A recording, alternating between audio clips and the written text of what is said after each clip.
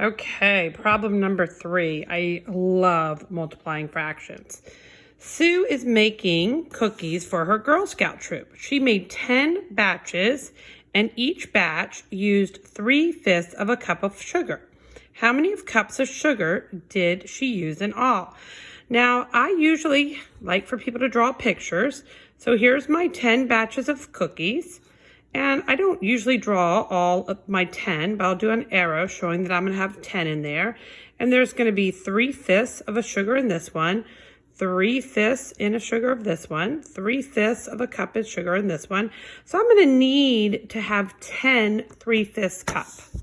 So if we set it up addition-wise, and we did 3/5 plus 3/5 plus 3/5, and we kept going for 10 of them, you can kind of see that our denominator would stay the same when we're adding fractions. And that would be our 5, and 3 10s would be 30. So that would equal our 30 over 5.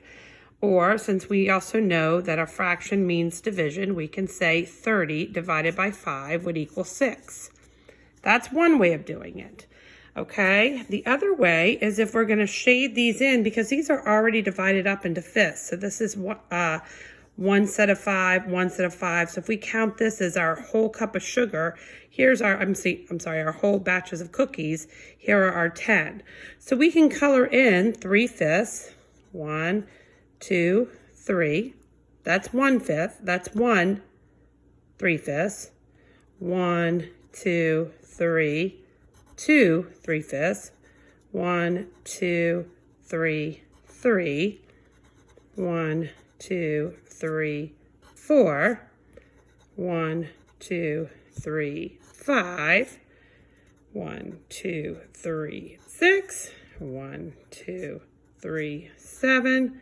1, 2, 3, 8. 1, 2, 3, 9. And 1, 2, 3, 10. And then you can see here that we've got 1, 2, 3, 4, 5, 6 holes. That's a second way of doing it. If you wanted to, you could also, hold on one second.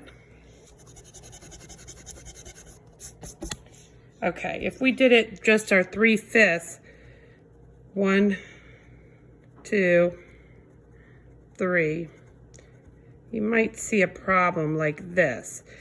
My only problem is if you do it this way, it's kind of hard to figure out how many you have in total. But if you do it this way, you can, because if you've set it up like this, you've got your 3/5 plus 3/5 plus 3/5. So that's another way of doing it. The last way to do it is just straightforward multiplication, where you have your 3/5 times 10. And we can put our 10 over 1 because 10 over the 1 is the same thing as 10. And we have our 3 times 10 is 30. 5 times 1 is 5. And we're back to our situation here where we have our division statement of 30 divided by 5 equals 6. So she would have used 6 cups of sugar for 10 batches of cookies.